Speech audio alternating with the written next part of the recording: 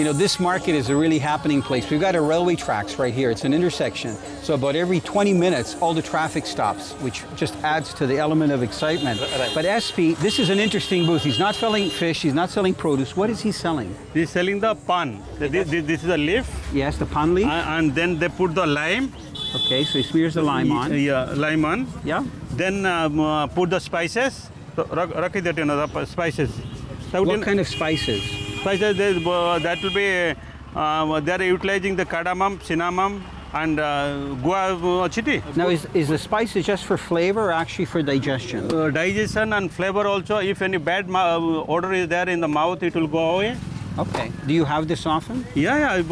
After the meal, everybody in this locality, they are taking these things. Okay. After this meal. Everything is finished up right now.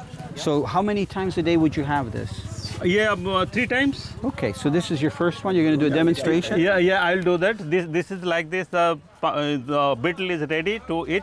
Yeah, but you have to chew it, right? You chew it and then you swallow it, right? No. Oh, just chew it. Just chew it. Then little bit of saliva will be going inside the stomach. Amazing. Which is give the digestive effect. So it makes sense that he's here because there's a lot of street food being sold, a lot of deep fried food and different food. Yeah, the people are coming over here having the food. And then coming here.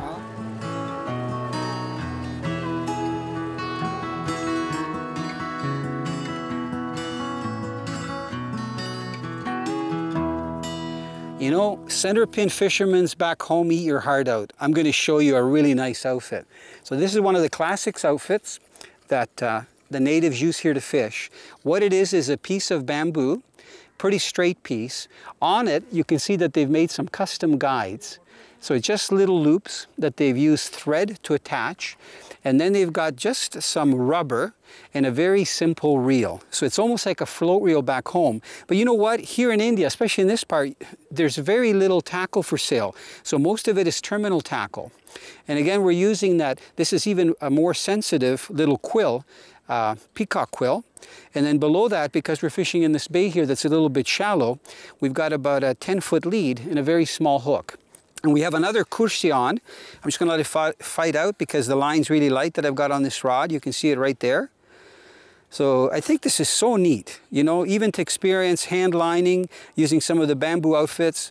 I brought 6 or 8 rods ranging from ultralights right through to like heavy saltwater rods. But this is so neat. You know, I'm using a real bamboo or a cane rod that was handmade here with a nice reel.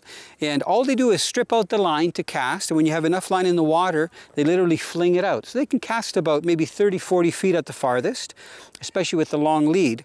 And then when they get a fish on, if it's a small fish, they just pull it in like we would with a fly rod, just pull the line in. But if it's a bigger one, they would actually use the reel. So it's a very simple 1-to-1 gear ratio. So I don't know if I can slide this guy up the bank. You know what? I need to get wet anyway. I'm going to do a classic trout holding shot, okay? So look at this. I've got my hand underneath it. I'm telling you, they remind me so much of like a mountain whitefish. Isn't that a beautiful fish? Right here from Orissa province in India. So I'm going to just put the rod in between my legs, bring this fish up, might flop out of my hands. Nice chunky fish, just hooked in the side of the mouth. I'm going to put the rod down so you can get a good look. So this is like a little jewel. So in between your sightseeing and going and enjoying the delicious food, you can get beautiful fish just like this.